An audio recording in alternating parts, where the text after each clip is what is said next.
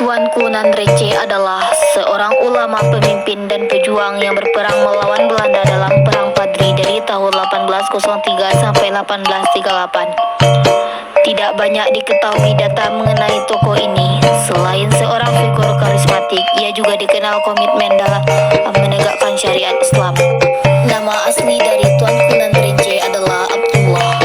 Ia lahir di Nagari Kamang pada tahun 1762 dan meninggal dunia dalam Perang Padri. Makam Tuanku Nandrece di Kamang Mudia, Kamang Mage, Agam. Tuanku Nandrece meninggal 1832, umur 72 tahun.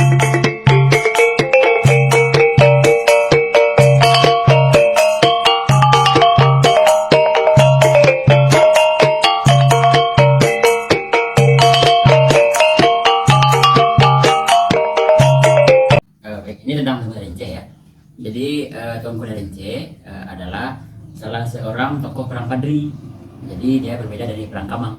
Jadi dia lebih tua, lebih awal dibanding Perang Padri, dibanding Perang Kamang. Jadi peristiwa Perang Padri ini kan berawal dari sekitar awal abad ke-19, jadi tahun 1801-an gitu kan, 1803 adanya ulama yang pulang dari Mekah kembali ke Minangkabau. Jadi orang Awak juga ya, orang Awak yang pulang setelah berhaji mendapat pencerahan dari Mekah bahwa orang di Mekah itu mulai menerapkan syariat Islam, kewajiban menunaikan agama Islam kok secara lebih murni. Jadi tidak ada yang ditambah-tambahkan, ada yang diwe-we gitu kan. Akhirnya 3 haji itu, nama beliau Haji Sumania, Haji Piobang, dan Haji Miskin. Nah, jadi Haji Miskin ini laki jauh di sini pandai sikit, dia pernah pandai sikit, laki kenang singgalang gitu. Iya, Pak. Nah, jadi beliau menyampaikan informasi kok kepada jamaah di pengajiannya. Tetapi karena orang Awak di saat itulah mulai banyak yang melenceng dari ajaran agama. Contohnya lah, ada banyak orang sabung ayam, lah banyak orang mabuk-mabuk, lah banyak orang berjudi. Nah, akhirnya beliau itu ditentang di kampungnya. Jadi di Pandai Sike tadi, Haji Miskin ini diburu-buru oleh masyarakatnya karena yang pengajian beliau kok bertentangan juga kelakuan orang gitu. Kelakuan orang lah banyak melenceng dari nilai agama kan. Jadi akhirnya beliau karena ada disenangi masyarakatnya, diketahui lah oleh salah seorang pemuda di sini, namanya Jorong Pansa itu. Iya, Jadi namanya Abdullah. Jadi Abdullah kok tertarik, kok ditentang orang beliau kok. Sedangkan beliau bagi pengajian agama gitu kan. Ternyata yang disampaikan beliau itu memang hal-hal yang sesuai juga agama Islam, tetapi tidak terlaksanakan di kampung Wale. Nah, misalnya tadi ada yang mabuk, ada yang berjudi, ada yang sabung ayam. Kemudian ada istilahnya dulu madat ko narkoba. Nah, mulai merebak saat itu, sehingga akhirnya Abdullah ko masih kecil ya kan, tertarik dengan hal itu karena beliau mencari itu adalah sebuah perubahan agar negara Awak kembali menerapkan ajaran agama Islam. Akhirnya Abdullah ko menemui Haji Miskin di Pandai Sike, kemudian dibawalah ke Bansa nih. Di Bansa itu beliau bersama tokoh-tokoh awal gerakan Padri. Nah, itu kelompok awal gerakan Padri mulai menyebarkan pengajian sehingga banyak orang-orang yang datang dan berkunjung ke daerah Awak. Jadi akhirnya karena banyak yang mengikuti pengajian dari kegiatan Tuanku Nandrece atau Abdullah, nama kecilnya dari Abdullah kan. Iya, Pak. Tapi karena badan beliau kete gitu kan, nah, jadi dia diberi gelar Tuanku Nandrece. Jadi karena beliau mulai banyak pengikut, kemudian akhirnya Haji Miskin cakap payu ke negeri lain, payu beliau kan mau ke kota untuk mengajarkan lo prinsip beragama seperti itu, tak boleh melakukan hal-hal yang dilarang oleh agama ya kan. Akhirnya beliau pergi ke situ dan Tuanku Nandrece siko menjadi sentral atau sosok pemimpinnya. Jadi akhirnya karena banyak murid, akhirnya orang kau bergabung untuk lelah banyak kok punya ada keinginan untuk lebih menguasai daerah.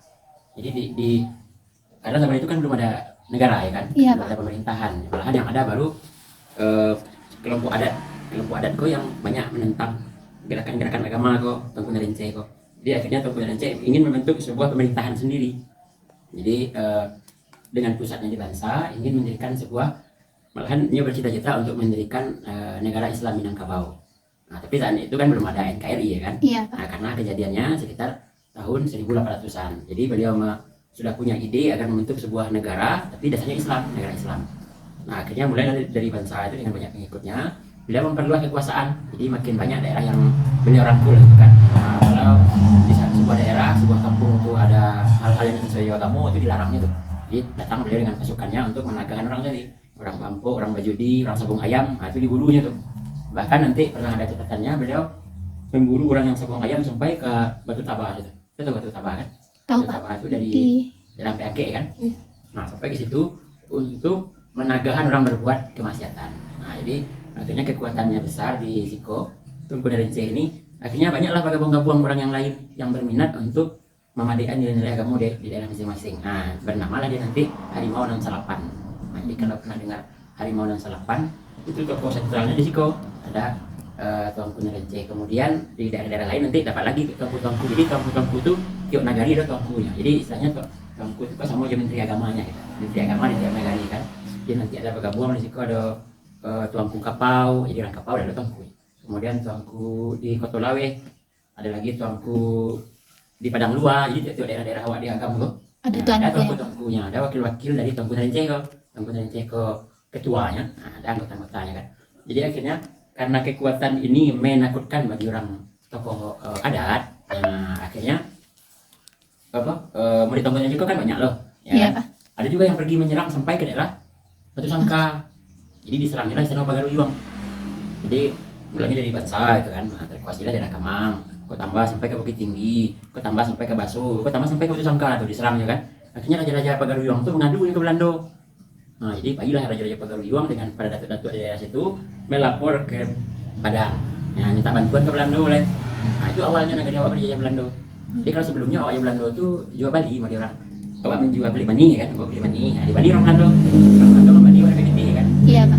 Tapi setelah itu Belanda mulai dapat kesempatan, nah ikut peluangnya kok untuk bisa menaklukkan negeri Minangkabau. Jadi akhirnya tokoh-tokoh adat dan pemimpin dari Pagaruyung pergi ke Padang, kemudian di Padang minta perjanjian kepada Belanda agar membantu.